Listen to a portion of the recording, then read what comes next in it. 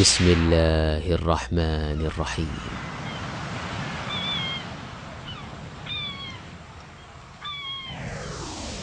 الله ولي الذين آمنوا يخرجهم من الظلمات إلى النور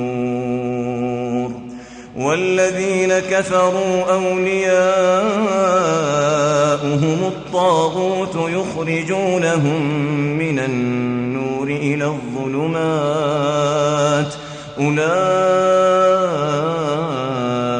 أصحاب النار هم فيها خالدون.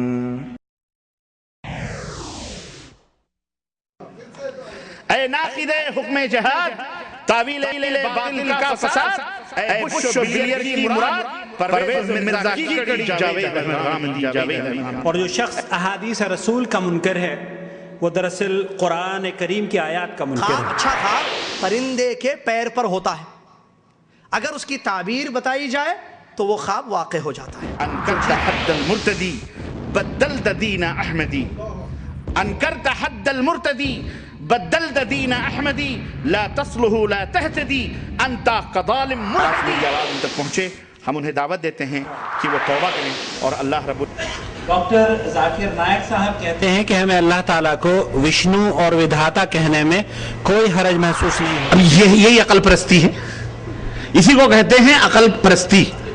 آدمی کے پاس جس چیز کا علم ہو اس آدمی کو وہی بات بولنی چاہیے. پھر قبر کے اوپر چونے کاریاں ہونی، مزارات سجائے جاتے، دیپ جلائے جاتے، چراغاں ہوتے، روشنی ہوتی، اور یہ بیان کیا جاتا ہے کہ مردے تشریف لاتے ہیں کر کے 15 شعبان کی رات کو ہر گھر والے کے میت وہاں آتے ہیں. تفترق امتی علی، میری امت 73 فرقوں میں بٹ جائے گی. لوہا فی النار، سارے کے سارے جہنم کی آگ میں، الا واحدہ کہ اچھا نبی صلی اللہ علیہ وسلم نے ایک کہا ہے، آج ہم 50 ہیں، سب کہتے ہیں ہم ہی ہیں وہ. آپ پوچھئے جس کو پوچھئے، روافض سے پوچھئے، نبی صلی اللہ علیہ وسلم نے جو واحدہ کہا ہے ہم ہیں وہ، کیونکہ آل بیت سے محبت ہماری ہے تمہاری نہیں. اور وہ جو درگاہ پر سجدہ کرتا ہے شرک اکبر میں ملوث ہے، اس سے پوچھو وہ کہے گا ارے آپ کہاں، وہ تو ہم ہیں حق والے ناجی جماعت. جزاکم اللہ خیر احسن الجزا. حضرات ابھی آپ سماعت فرما رہے تھے فضیلت شیخ یاسر جابری کو خواب اسلام کی نظر میں. خوابوں کی دنیا سے نکل کر اب ہم حقیقت کی دنیا میں آتے ہیں. بہت دلچسپ موضوع تھا، بہت اہم پوائنٹس ہم نے سنے ہیں. اللہ رب العالمین ان لوگوں کو بھی خواب سے بیدار کر دے جو غلط خوابوں کے چکر میں پڑھ کر اپنے عقیدے کو خراب کر رہے ہیں. آمین یا رب العالمین. حضرات آج کی نشست جیسے کہ آپ جانتے ہیں جدہ دعوت سینٹر حی السلامہ اور مکتب تعاونی دعوت الجالیات شرق جدہ کے تعاون سے منعقد ہوئی ہے، اور جو موضوعات آج ہم نے آپ کے لیے چنے ہیں وہ نہایت ہی حساس ہیں. حاضرین اکرام، ہمارے اس ترقی یافتہ دور میں میڈیا کے ذریعے کچھ ایسی افکار کو عام کیا جا رہا ہے جو مسلمانوں کو اسلام کو سمجھنے اور اس کی تعلیمات تک رسائی کو بے حد مشکل بنا کر شک و شبے میں ڈالنے کی کوشش کی جا رہی ہے.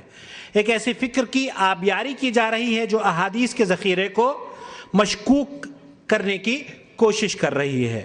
حکومتوں کی سطح پر کئی ایسے سو کالڈ مفکر پیدا کیے گئے جو اس کام کو کر سکیں، ساتھ ہی ساتھ ان کی سرپرستی کے لیے کچھ سرمایہ دار بھی وجود میں آئے اور انہوں نے بڑھ چڑھ کر اس فتنے کی آبیاری میں حصہ لیا. انہوں نے ٹی وی چینلوں کے دروازے ان ٹی وی پروفیسروں کے لیے کھول دیے. اللہ کا شکر ہے کہ اس فکر کو بے نقاب کرنے کے لیے ہمارے علماء مستعد ہیں اور اپنے اسلاف عبداللہ ابن مبارک، امام محمد بن حنبل اور علامہ البانی رحمۃ اللہ علیہ رحمہم اللہ کے نقش قدم پر چلتے ہوئے اس خطرناک فکر کو بے نقاب کر رہے ہیں. عوام الناس سے اس بات کی اس غلط فکر کا تعارف کرا رہے ہیں تاکہ شک و شبہ پیدا کر کے کوئی ٹی وی پروفیسر دنیا کو شک میں اور فتنے میں ملوث نہ کر سکے. آئیں سنتے ہیں فضیلت شیخ معراج ربانی کو، اور عنوان ہے منکرین قرآن و حدیث. فلیتفضل فضیلت شیخ معراج ربانی. خواتین سے درخواست ہے کہ اپنے بچوں کا خیال رکھیں، ان کی شرارتوں کی آواز یہاں تک پہنچ رہی ہے. السلام علیکم ورحمۃ اللہ وبرکاتہ. الحمدللہ نحمده ونستعينه ونستغفره ونؤمن به ونتوكل عليه ونعوذ بالله من شرور أنفسنا ومن سيئات أعمالنا من يهده الله فلا مضل له ومن يضلل فلا هادي له وأشهد أن لا إله إلا الله وأشهد أن محمدا عبده ورسوله أما بعد فإن خير الحديث كتاب الله وخير الهدي هدي محمد صلى الله عليه وسلم وشر الأمور محدثاتها وكل محدثة بدعة وكل بدعة ضلالة وكل ضلالة في النار. قال الله تبارك وتعالى في كلامه المجيد: أعوذ بالله السميع العليم من الشيطان الرجيم. بسم الله الرحمن الرحيم. يا أيها الذين آمنوا اتقوا الله حق تقاته ولا تموتن إلا وأنتم مسلمون واعتصموا بحبل الله جميعا ولا تفرقوا. وقال تعالى في موضع آخر: وما أرسلنا من رسول إلا ليطاع بإذن الله. اللهم صل على محمد وعلى آل محمد كما صليت على إبراهيم وعلى آل إبراهيم إنك حميد مجيد. اللهم بارك على محمد وعلى آل محمد كما باركت على إبراهيم وعلى آل إبراهيم إنك حميد مجيد. تمام قسم کی حمد و ثنا کبریائی اور بڑائی اس اللہ عز و جل کے لیے لائق و زیبہ ہے جس نے ہمیں اور آپ کو پیدا فرمایا، اور بیش بہا درود و سلام اس ذات مبارکہ مطہرہ پر جن کا نام نامی اسم گرامی احمد مجتبیٰ محمد مصطفیٰ صلی اللہ علیہ وسلم ہے۔ برادران اسلام، معزز علماء کرام، نوجوان دوستوں، بزرگوں اور بھائیوں اور قابل احترام اسلامی ماں اور بہنوں اور عزیز بچوں، آج بتاریخ 8 شعبان 1429 ہجری مطابق 7 اگست سن 2008 عیسوی کے اس اجلاس میں جو شرق جدہ کے زیر اہتمام علامہ ابن باز رحمہ اللہ کے اس خوبصورت سے ایڈیٹوریم میں حی السلامہ جدہ دعویٰ سینٹر اور دیگر مکاتب کے تعاون سے منعقد ہوا ہے، اس میں جس موضوع پر گفتگو کرنے کا شرف حاصل کرنے جا رہا ہوں وہ موضوع ہے فتنہ انکار حدیث یا فتنہ یا منکرین قرآن و سنت کا فتنہ۔ اللہ عز و جل سے دعا ہے کہ اللہ تبارک و تعالی ہمیں اور آپ کو نیک عمل کرنے کی توفیق عطا فرمائے، اور اللہ عز و جل ہمیں اللہ اور اس کے رسول کے دیے ہوئے اس ابدی اور ازلی اور غیر محرف اور غیر مبدل پیغام کی حفاظت کی توفیق عطا فرمائے، اور اللہ عز و جل ہمیں اپنے نبی کے نقش قدم پہ چلنے کی توفیق عطا فرمائے، آمین یا رب العالمین۔ دوستوں اور بھائیوں، وقت کافی ہو چکا ہے اور میں مناسب سمجھوں گا کہ اختصار کے ساتھ جس میں پوری باتیں آپ حضرات کی خدمت میں رکھی جا سکیں، اور میں کوشش کروں گا کہ میں اپنے اس موضوع کو، جو کہ یقیناً بڑا وقیع اور بڑا ہی علمی موضوع ہے، لیکن میں اسے آپ کے ذہنوں میں اتارنے کی کوشش کروں گا میں انشاءاللہ تعالی نہایت ہی آسان انداز میں اور آسان الفاظ کے ساتھ، کیونکہ مقصد یہ ہے کچھ نہیں اس کے سوا کہ بہت ساری جو مصیبتیں اور بہت سارے جو فتنے آج مسلمان امہ کے اوپر، مسلم امہ کے اوپر ایک طوفان بن کر کے آئے ہوئے ہیں، وہیں اندرونی طور پر بھی خلفشار مچانے والے مچاتے ہیں، اور اندرونی طور پر بھی فتنے پیدا ہو کر کے ان کے ایمان اور عقیدے کو بگاڑنے کی کوشش میں لگے ہوئے ہیں۔ مقصد آپ کو بیدار کرنا ہے، آپ کو تنبیہ کرنا ہے، آپ کو یہ بتلانا ہے کہ آپ ہوشیار رہیں، کیونکہ شیاطین چاروں طرف سے آپ کے ارد گرد آپ جیسی، آپ سے اچھی شکل و صورت بنا کر آپ کے درمیان رہ کر آپ کو گمراہ کرنے کی کوشش میں لگے ہوئے ہیں۔ اس لیے مقصد یہ ہے کہ اے میرے نبی کی پیاری پیاری امت کے لوگوں، اور اے میری ماں اور بہنوں اور میرے بھائیوں، اللہ کے نبی صلی اللہ علیہ وسلم کی احادیث، اللہ کے رسول صلی اللہ علیہ وسلم کے اقوال، اللہ کے رسول صلی اللہ علیہ وسلم کے افعال، اللہ کے رسول صلی اللہ علیہ وسلم کے صحابہ کے وہ اقوال و افعال، اور اس پر نبی کریم صلی اللہ علیہ وسلم کی مہر سکوت، یہ تمام احادیث اور سنن ہیں۔ اگر یہ ذخیرے ختم کر دیے گئے، اگر یہ مٹا دیے گئے، تو پھر اسلام کا نام و نمود بھی ختم ہو جائے گا۔ لیکن انشاءاللہ تعالی، انشاءاللہ تبارک و تعالی، یہ قیامت تک کے لیے یہ پیغام ہے اور قیامت تک جاری اور ساری رہے گا۔ اس کو مٹانے والے مٹ جائیں گے، خود ختم ہو جائیں گے، لیکن یہ پیغام کبھی مٹے گا نہیں انشاءاللہ تبارک و تعالی۔ اللہ رب العزت نے فرمایا اِنَّا نَحْنُ نَزَّلْنَا الذِّكْرَ وَإِنَّا لَهُ لَحَافِظُونَ، ہم نے اس کی حفاظت کی، ہم نے اس کو اتارا ہے اور ہم اس کی حفاظت کریں گے۔ میرے عزیزوں، میرے دوستوں اور بھائیوں، منکرین حدیث کا فتنہ یہ کوئی معمولی فتنہ نہیں ہے، یہ بڑا عظیم فتنہ ہے۔ اس موضوع کو سمجھانا مقصد یہی ہے کہ یہ فتنہ جب بھی پیدا ہوا ہے، یقین مانیں اللہ کا عذاب آیا ہے، اور یہ کوئی نیا نہیں ہے۔ یہ بھی میں آپ کو بتاتا چلوں، حضرت موسیٰ علیہ السلام کی دعوت، بلکہ انبیاء علیہ السلام، حضرت نوح علیہ السلام کی دعوت سے لے کر کے آج تک یہ فتنے ہر نبی کے دور میں پیدا ہوئے۔ حضرت نوح علیہ السلام نے لوگوں کو اللہ کے عذاب سے ڈرایا، اللہ کی دعوت، اللہ کے توحید کی دعوت دی۔ فتنہ انکار حدیث شروع ہوا، ان کی قوم نے نبی کی باتوں کا انکار کیا، نبی کی باتوں کا انکار کیا۔ نتیجہ جو ہوا وہ آپ کے سامنے ہے کہ کشتی نوح میں جو لوگ بیٹھے وہی بچ سکے، خود حضرت نوح کا اپنا حقیقی بیٹا بھی اللہ کے عذاب سے محفوظ نہ رہ سکا۔ حضرت موسیٰ علیہ السلام کی قوم نے جب نبی کی احادیث کا انکار کیا، نتیجہ کیا ہوا وہ آپ کی نظر میں ہے کہ پوری فرعون اپنے لاؤ لشکر کے ساتھ سمندر میں غرق کر دیا گیا۔ بچے وہی جو حدیث رسول کے اوپر چل رہے تھے، جو نبی کے ساتھ تھے، وہ نبی کے ہمراہ نجات پا گئے اور نبی کے ساتھ سرخرو ہو کر کے اللہ کے محبوب بندے بنے۔ یہ سلسلہ وہاں سے چلا آ رہا ہے اور یہی سلسلہ آج آخری نبی حضرت محمد الرسول اللہ صلی اللہ علیہ وسلم کے زمانے میں بھی پیدا ہوا اور یہ فتنے پیدا ہوئے۔ بدقسمتی یہ ہے کہ ہمارے بر صغیر پتہ نہیں کیوں ہر جتنے بھی فتنے اکثر و بیشتر جو پیدا ہوئے ہیں یہ ہمارے بر صغیر کی بدقسمتی ہے، یا ہماری بدقسمتی ہے، یا ہمارے نبی حضرت محمد الرسول اللہ صلی اللہ علیہ وسلم کی پیشین گوئی ہے کہ آپ نے فرمایا تھا کہ الفتنہ ہاں ہونا، فتنہ وہاں سے اٹھے گا، کہاں سے؟ مشرق سے، جہاں سے سورج نکلتا ہے۔ بدقسمتی سے ہم مشرق میں ہیں، ہم مشرق میں ہیں، اور بر صغیر سے میری مراد ہندوستان، پاکستان، بنگلہ دیش اور یہ پورا ایریا ہے، کیونکہ یہاں سے فتنے جتنے جنم لیے ہیں، میں سمجھتا ہوں دنیا کے کسی دوسرے ملکوں سے اتنے فتنوں نے جنم نہیں لیا ہے۔ جتنی جماعتیں، جتنی پارٹیاں، جتنی تحریکات ہمارے ملکوں میں پائی جا رہی ہیں، اللہ کی قسم اور دیگر ملکوں میں آپ نے ان کا نام تک نہیں سنا ہوگا۔ قادیانیت ہو، مودودیت ہو، دیوبندیت ہو، بریلویت ہو، بہائیت ہو، فلاں خود، کتنی چیزیں میں آپ کو بتلاؤں، یہ سارے فتنے وہیں سے پیدا ہوئے اور پیدا ہو کر کے چل رہے ہیں۔ اب موجودہ دور میں آپ جانیں غامدیت بھی چل رہی ہے، آپ کے ہمارے ٹی وی چینلوں پر۔ پہلے تو ہم کتابوں کا رونا روتے تھے، کتابوں میں وہ فتنے پیدا ہوتے تھے، اب تو شیطان نے گھر گھر میں وہ شیطانی ڈبے ڈال کر ٹی وی چینلوں کے ذریعے سے، میڈیا کے ذریعے سے پھیلانا شروع کر دیے۔ آپ کہاں جائیں گے، کہاں بھاگیں گے، کہاں تک آپ بچنے کی کوشش کریں گے؟ اس لیے علماء کرام کی ذمہ داری ہے کہ امت مسلمہ کو آگاہ کریں، بیدار کریں اور بتلائیں کہ یہ فتنے ہیں جو بڑے ہی حسین اور خوبصورت انداز میں فلسفوں کے انداز میں اور منطق، اور وہ پرانی فتنے ہیں، ان پرانے فتنوں کو نیا لباس دے کر، نئی شکل و صورت دے کر کے امت کے درمیان پش کرنے کی کوشش کی جا رہی ہے۔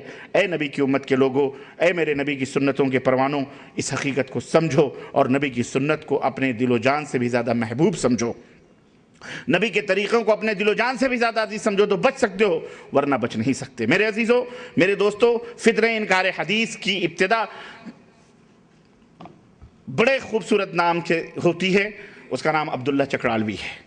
چکڑالہ پاکستان کا، پنجاب کا ایک علاقہ پاکستان میں ہے، وہاں سے وہ فتنہ پیدا ہوا۔ یہ تقسیم ہند سے پہلے تقریباً 125 سال ہو رہے ہیں، آج سے 125 سال ہو رہے ہیں پہلے عبداللہ چکڑالوی اس شخص نے اس فتنے کی بیج ڈالی، اور پھر اس کے بعد میں اسی سے یہ سلسلہ چلتا ہوا جناب علی آپ کے اعظم گڑھ کے اندر اسلم جیراج پوری صاحب پیدا ہوئے۔ انہوں نے بھی اس فتنے کو ہوا دی اور بہت کچھ لکھا گیا اس موضوع پر، اور بہت کچھ انہوں نے لکھا۔ اس کے بعد یہ فتنہ اور بھی آگے بڑھتا رہا، پرویز احمد تک پہنچا۔ پرویز احمد بھی ختم ہوا، اس نے طلوع اسلام نکالا، اس نے پتہ نہیں مرکز قیادت، مرکز وحدت بنائی، اور وہ فتنے آج بھی موجود ہے۔ اس نے باقاعدہ ادارہ بنایا، ادارہ بنا کر کے باقاعدہ اس کے ہمراہ لوگ شریک ہوئے۔ اس کے بعد میں یہ فتنہ اب اس دور میں غامدیت کے نام سے، جاوید احمد غامدی، ککو شاہ جن کا اصلی نام ہے، ان کے مختلف دور میں مختلف نام رہے، ککو شاہ، پھر اس کے بعد شفیق شاہ، پتہ نہیں کیا ہوتے ہوتے جب ترقی ہوئی تو جناب عالی آج وہ جاوید احمد غامدی کے نام سے ٹی وی چینلوں پر بیٹھ کر بڑے ہی روحانی انداز میں لوگوں کو قرآن و سنت سے بغاوت کی تعلیم دیتے ہیں اور بہت ساری احادیث کا انکار کرتے ہیں۔ نام لینا بری بات نہیں ہے، نام قرآن نے بھی لیے ہیں، ابو لہب کے بھی، ابو لہب کے بھی، فرعون کے بھی، شداد کے بھی، حامان کے بھی، اور انبیاء علیہ السلام کے بھی نام آئے ہیں، اچھوں کے بھی آئے ہیں، بروں کے بھی آئے ہیں۔ نام لینا یہ اللہ کی سنت ہے، اس لیے نام لیے جاتے ہیں تاکہ لوگوں کے سامنے سے پردے ہٹ جائیں۔ میری یہ ایک عادت ہے کہ میں چھپا کے بات نہیں کرنا چاہ رہا، میں اگر غلط کرتا ہوں میرا بھی نام لے کر کے بیان کیا جائے کہ بھئی یہ میرا ربانی غلط کرتا ہے یا برا کرتا ہے یا قرآن و سنت کے خلاف بولتا ہے، مجھے اس میں کوئی بھی شرم نہیں ہے توبہ کرنے میں. اگر غلط ہے تو غلط ہے, جو صحیح ہے سو صحیح ہے. جو اچھے ہیں ان کو اچھا کہا جائے گا, اور جو برے ہیں ان کو بولو ہاں برا کہا جائے گا. یہ نہ کوئی کہے کہ جو برے ہیں ان کو برا نہ کہو. ہمارا یہ منشا, ہمارا یہ شیوا نہیں. ہم محدثین کے جماعت کے قافلے کے لوگ ہیں, کارواں کے لوگ ہیں. انہوں نے ایک جس طرح ہماری مائیں بہنیں چاولوں سے کنکر نکال کر کے پھینک دیتی ہیں, محدثین نے اسی طرح جھوٹے مکاروں وضاعین اور احادیث کے گڑھنے والوں کے چہروں کو بے نقاب کیا ہے. رجال پر کتابیں لکھی ہیں, اسماء اور رجال کے اوپر. یہ تاریخ بن رہی ہے جو ہم بول رہے ہیں, ناموں کو بیان کر رہے ہیں تاکہ ہماری آنے والی نسلیں اس کو یاد رکھیں کہ فلاں دور میں فلاں شخص تھا جو انکار حدیث کرتا تھا, حدیث کا منکر تھا, اور جو قرآن کا منکر تھا. کیونکہ حقیقت یہ ہے کہ جو حدیث کا منکر ہے وہ در حقیقت قرآن کا منکر ہے. میرے عزیزو, یہ مختصر سی تمہید. اب آئیے ذرا منصب نبوت کو بھی اور منصب رسالت کو بھی قرآن کریم کے حوالے سے میں بات کرتے ہوئے, زیادہ تفصیلات میں نہ جاتے ہوئے, میں بالکل قرآن کے حوالے سے میں آپ سے گفتگو کرتے ہوئے نبی کریم صلی اللہ علیہ وسلم کا وہ منصب بتانے کی ضرورت نہیں ہے.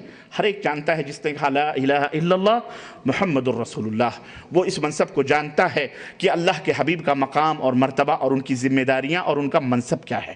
ان کا منصب کیا ہے وہ ہر آدمی سمجھتا ہے, لیکن ایسے بھی کج فہم اور ایسے بھی ٹیڑھے دماغ کے لوگ ہوتے ہیں جن کو دو چار نہیں سمجھ میں آتا ہے, تو انہیں پکڑ کر کبھی کبھی زبردستی سمجھایا بھی جاتا ہے, اور ضرورت پڑتی ہے تو سخت ترین الفاظ بھی استعمال کیے جاتے ہیں, اور ضرورت پڑتی ہے تو ڈنڈے کا بھی استاد استعمال کرتا ہے. ایسے نہیں سمجھتا تو ایسے سمجھ. دو چار ہی ہوتے ہیں, دو پانچ نہیں ہوتے. تو اس لیے ضرورت پڑتی ہے کبھی کبھی اس ایسے لوگوں کو. میرے عزیزوں, میرے دوستوں, قرآن میں منصب نبوت کی ذمہ داری, نبوت کا مقام اور نبوت کی ذمہ داری کیا ہے وہ بھی قرآن ہی کے حوالے سے, اور انشاءاللہ تعالی احادیث میں کم ہی بیان کروں گا, اس لیے کہ مقصد ہمارا یہ ہے کہ آپ کو بھی سمجھانا, یا ہمارے وہ بھائی جو اس فتنے کے شکار ہو چکے ہیں, جو ان فتنوں میں ملوث ہو چکے ہیں, جو اپنی تناسانیوں کے لیے اور شریعت کی ان تعلیمات اور احکامات کو جو بوجھ سمجھتے ہیں, ان سے بچنے کے لیے وہ ان چور دروازوں سے جا کر ایسے لوگوں کے دامنوں میں پناہ لیتے ہیں اور کہتے ہیں یہ بھی تو مفکر ہیں, یہ بھی تو بہت بڑے علامہ ہیں, اور بہت جلدی علامہ کا ٹائٹل لگ جاتا ہے ان میں. مفکر اسلام کا ٹائٹل تو بہرحال عام ہے, شیخ الاسلام بھی لگا لیتے ہیں, مفکر اسلام بھی لگا لیتے ہیں.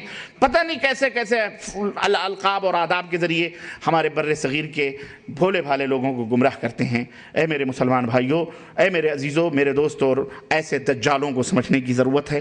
ایسے فتنے جو ہمارے ملکوں میں پیدا ہو رہے ہیں, یہ ہماری بدقسمتی ہے. دعا کرو کہ اللہ تعالیٰ, ابھی ہم حکمرانوں ہی سے پریشان ہیں, یہ دین کے ٹھیکیدار بھی ہمیں جہنم میں وہ تو دنیا ہمارا جہنم بنائے ہوئے ہیں, یہ ہماری آخرت بھی جہنم بنانا چاہ رہے ہیں. اللہ تعالیٰ ایسے دین کے جھوٹے دعوے داروں سے اور ٹھیکیداروں سے امت مسلمہ کو محفوظ رکھے, اور اللہ حفاظت فرمائے, اور اللہ یا تو انہیں ہدایت دے یا انہیں نیست و نابود فرمائے. بولو آمین, بولو آمین. میں یہ دعا کرواتا ہوں, کرتا ہوں. کیوں؟ اس لیے کہ جس دین کو میں مانتا ہوں, جس شریعت کے اوپر میں عمل کرتا ہوں, اس میں مجھے شک اور شبہ نہیں ہے, کیونکہ یہ رب کا قرآن ہے, محمد الرسول اللہ صلی اللہ علیہ وسلم کا فرمان. اس میں کوئی خامی ہو سکتی, یہ بات ذہن میں رکھیں. میرے عزیزوں, میرے دوستوں, نبی کریم صلی اللہ علیہ وسلم محمد الرسول اللہ کا مطلب کیا ہے؟ محمد اللہ کے رسول ہیں صلی اللہ علیہ وسلم. کیا مطلب ہے محمد اللہ کے رسول ہیں؟ اس کا مطلب یہ ہے کہ ہم ایمان لاتے ہیں نبی کریم صلی اللہ علیہ وسلم نے جو باتیں بتلائی ہیں ان پر, اور نبی کریم صلی اللہ علیہ وسلم نے جو آگے کی باتیں بتلائی ہیں ان پر, اور جو اللہ کی طرف سے نبی نے ہمیں لا کر کے دی ہیں ان پر, ان تمام باتوں پر ہم ایمان لاتے ہیں, یقین رکھتے ہیں. یہ ہے رسالت کے اوپر ایمان لانے کا مفہوم اور مطلب. اور جو فرض ہے, جو کوئی انسان لا الہ الا اللہ پڑھے اور محمد الرسول اللہ نہ پڑھے, وہ مسلمان ہو سکتا نہیں ہو سکتا. اللہ کے رسول صلی اللہ علیہ وسلم کا منصب, آپ کی ذات گرامی کیا ہے, اس سلسلے میں آپ کو بتاؤں. اللہ تبارک تعالیٰ نے قرآن کریم کے اندر, آؤ ان لوگوں کو بتاؤ, ان احادیث شریفہ کے منکرین کو سمجھاؤ کہ قرآن جس کا تم دم بھرتے ہو. ایک بات اور بتاؤں میں آپ کو, فتنے جب بھی اپنوں میں پیدا ہوئے ہیں, غیروں میں جو فتنے پیدا ہوئے غیروں کے ذریعے سے, وہ تو خیر بات کی بات رہی. جو اپنوں میں پیدا ہوئے ہیں وہ ہمیشہ عقیدت و محبت کے سائے میں آئے ہیں, عقیدت و محبت کی آڑ لے کر کے اپنوں میں پنپیں. عبداللہ ابن سبا کا جو فتنہ تھا اور جس فتنے سے آج تک ہم جوجھ رہے ہیں، یہ رافضیت اور یہ شیعت اور یہ پورا سمجھیے کہ دنیا کو ماتم گدا بنایا ہوا ہے، اللہ تعالیٰ انہیں ہدایت عطا فرمائے۔ یہ جتنے بھی ہیں دین کو برباد کرنے والے، یہ عبداللہ ابن سبا نے ایسے نہیں آ کر کے فتنہ پیدا کیا، بلکہ عبداللہ ابن سبا نے عقیدت و محبت کی آڑ لی اور نبی کریم صلی اللہ علیہ وسلم کی محبت کی آڑ لی، اور اس نے کہا کہ دیکھو تم تو عیسیٰ علیہ السلام کے بارے میں یہ عقیدہ رکھتے ہو کہ وہ دوبارہ زندہ ہو کر کے آئیں گے، ہمارے نبی افضل الانبیاء ہیں، امام الانبیاء ہیں، سید المرسلین ہیں، امام کائنات ہیں، سب کچھ ہیں، ان کے بارے میں تم کیسے عقیدہ رکھتے ہو کہ وہ مر گئے ہیں؟ اس لیے وہ مرے نہیں ہیں بلکہ وہ زندہ ہیں۔ یہ اس کا فتنہ تھا، محبت و عقیدت میں اس نے اس قدر غلو کیا کہ نبی کریم صلی اللہ علیہ وسلم کے اس زندگی کے عقیدے کو پوچھ کیا، اور آج دیکھیے آج ہم جوجھ رہے ہیں کہ امت کا ایک کثیر طبقہ، تقریباً 70% طبقہ، 70% طبقہ اسی میں ملوث ہے کہ نبی کریم صلی اللہ علیہ وسلم زندہ ہیں، اپنی قبر میں سب کچھ دیکھتے ہیں، سنتے ہیں، بلکہ لوگوں کے جلسے جلوسوں میں بھی شرکت کرتے ہیں، کانفرنسوں میں بھی جاتے ہیں، اور باقاعدے جو ہے دیکھتے ہیں، اور پوری دنیا میں حاضر و ناظر ہیں، جہاں بھی بلائے جائے پہنچ بھی جاتے ہیں، نعوذ باللہ۔ اس طرح کے عقیدے چل رہے ہیں۔ کچھ ایسے فرقے پیدا ہوئے کہ انہی میں 2 گروپ بن گئے، حیاتی بھی ہو گئے، مماتی بھی ہو گئے، کچھ لوگوں نے کہا زندہ ہیں، کچھ لوگوں نے مر گئے، اس طرح کے عقیدے رکھے۔ یہ عقیدہ چل نکلا۔ حضرت علی رضی اللہ تعالیٰ عنہ جو نبی کریم صلی اللہ علیہ وسلم کے چچیرے بھائی بھی ہیں اور داماد بھی ہیں، فاطمہ الزہرا کے شوہر بھی ہیں، حسنین کے والد بھی ہیں، اللہ کے نبی محبت فرماتے تھے، خاندان تھا، رشتہ تھا، ان کی محبت کی آڑ لے کر کے انہوں نے جو غلو کیا ہے، تو آج دیکھیے کہ آپ جناب علی، حضرت حسین، اور پورا ایک فرقہ ہی پیدا ہو گیا ہے۔ اب آپ سمجھے روافض کا، شیعوں کا، جو اسلام سے باہر ہو چکا، حضرت علی تک کو معبود اور اللہ کا خطاب دیا۔ حضرت ابوبکر مشکل کشا نہیں، حضرت عمر مشکل کشا نہیں، حضرت عثمان مشکل کشا نہیں، لیکن اکیلے حضرت علی ضرور مشکل کشا ہے۔ آپ اور اس فتنے کے شکار ہمارے اپنے آپ کو سنی کہنے والے مسلمان بھی ہو گئے، جو اپنے آپ کو اہل سنت والجماعت کہتے ہیں، نعرہ لگائیں گے، نعرے تکبیر، نعرے رسالت، نعرے حیدری یا علی مشکل کشا۔ کبھی انہوں نے نعرے ابوبکر لگایا؟ کبھی انہوں نے نعرے عثمان لگایا؟ کبھی انہوں نے نعرے عمر لگایا؟ نعرے عمری؟ یہ کہاں سے نعرہ آیا؟ یہ نعرہ انہی شیعہ خبیثوں نے دیے ہیں، نعرے حیدری یا علی مشکل کشا، جو وہ لگاتے ہیں آج سنیوں کے ہاں۔ الغرض کہنے کا مطلب یہ ہے، عقیدت و محبت کی آڑ لے کر کے یہ فتنے آئے ہیں، اور آج تک جو آ رہے ہیں۔ یہ جو فتنہ انکار حدیث پیدا ہوا، آپ کیا سمجھتے ہیں کہ ایسے ہی ٹھنڈے پیٹوں انہوں نے اس فکر کو عام کیا؟ نہیں، ایسے شکوک اور شبہات لائے ہیں۔ میں ابھی انشاءاللہ مختصراً اس کا بھی میں آپ کو ایک نمونہ پیش کروں گا، بس نمونے ایک نہیں سینکڑوں ہیں، لیکن صرف ایک نمونہ پیش کرنے کا میرے پاس وقت ہے، اسی کے اوپر آپ قیاس کر لیں تمام دیگر چیزوں کو، کس طرح یہ لوگوں کو گمراہ کرتے ہیں۔ انہوں نے باقاعدہ قرآن کریم کے اوپر ریسرچ کیا، قرآن کریم سے محبت کے دعوے کیے، قرآن کریم کے نام پر ادارے بنائے، قرآن کریم سے لوگوں سے کچھ قرآن کے درس قرآن شروع کیے، تفسیر قرآن شروع کیے، اور ان تفسیروں کے نام پر محبت قرآن، عشق قرآن، اور محبت اور الفت قرآن، اور خدام القرآن اور خدام قرآن کریم کے خادمین کے نام پر باقاعدہ ادارے بنائے کہ ہمیں قرآن سے محبت ہے، قرآن سے عشق۔ قرآن کی ایسی تعریفیں کی گئیں، الامہ والحفیظ، کہ اللہ کے رسول صلی اللہ علیہ وسلم نے بھی وہ تعریف نہیں کی ہوگی۔ ایسی تعریفیں جس میں تنقیص بھی ہے، ایسی تعریف جس میں تنقیص بھی ہے۔ چنانچہ میں آپ کو ایک تعریف بتاؤں، اس دور کا جو یہ مفکر اسلام ٹی وی چینل کا جو امام ہے غامدی، اس نے ایک تعریف کی ہے قرآن کریم کی کہ قرآن اپنے تمام جزئیات میں، کلیات میں، تمام چیزوں میں قرآن خود ہی تفسیر ہے۔ قرآن بالکل اس کا جو لفظی معنوی جو بھی ہے وہ خود سمجھ میں آ جاتا ہے۔ قرآن کی حیثیت اور قرآن کا مقام اتنا بلند ہے اور اللہ کا کلام اتنا بلند ہے کہ وہ بالکل یعنی اس کو معنی کے سمجھنے کے لیے کہیں جانے کی ضرورت نہیں، اسی کے اندر وہ معنی موجود ہے اور سمجھا جا سکتا ہے۔ یہ تو ایسے ہوا کہ کسی تیلیا پہلوان کو، بیچارے کو، کمزور آدمی کو میں مثال دے رہا ہوں، نعوذ باللہ، جبکہ میں بتاؤں گا کہ قرآن کو سمجھنا کیسے ہے اور احادیث کیا ہے وہ میں بتاتا ہوں، لیکن یہ ایسے ہی ہے جسے کسی شخص کو پیڑ پر چڑھا دیا جائے، جو شخص بہرحال پیڑ پر چڑھنے کے قابل نہیں ہے، لیکن اس کے بارے میں تعبیر ایسی کی جائے، یہ وہ شخص ہیں جو ہمالیہ پر چڑھ سکتے ہیں، ہمالیہ سے کود سکتے ہیں، ہمالیہ سے چھلانگ لگا سکتے ہیں، ہمالیہ کے اوپر سے یہ جو ہے جو بھی چاہیں آپ وہاں سے دوڑ کر کے آ سکتے ہیں، پھر چڑھ سکتے ہیں، پھر آ سکتے ہیں، پھر چڑھ سکتے ہیں۔ وہ شخص محو حیرت ہے کہ یہ پاگل آدمی ہے، ابے میں تو 10 گز کے فاصلے پہ بھی نہیں جا سکتا، یہ گرہ مالا پہ جا سکتے ہیں، آ سکتے ہیں، چڑھ سکتے ہیں۔ اب اس تعریف میں کیا جائے، چلو بھائی کود جاؤ، نمونہ اس کو دوڑانے لگے زبردستی اس کو، غریب کو، اس کا حال کیا ہوگا؟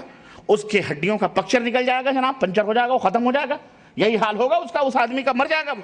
یہی حال قرآن کے ساتھ کیا گیا، تعریفیں کی گئیں قرآن کو خوب، اس میں کوئی شک نہیں، کوئی قرآن کی تعریف سے جلتا نہیں، یہ اللہ کا کلام ہے، یقیناً اللہ کا کلام جامع اور مانے، لیکن اللہ کا کلام سب کے لیے جامع مانے سمجھنے کے لیے نہیں۔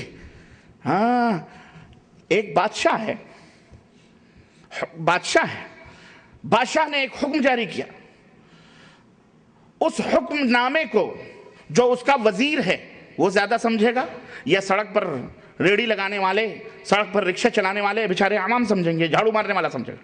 کون سمجھے گا؟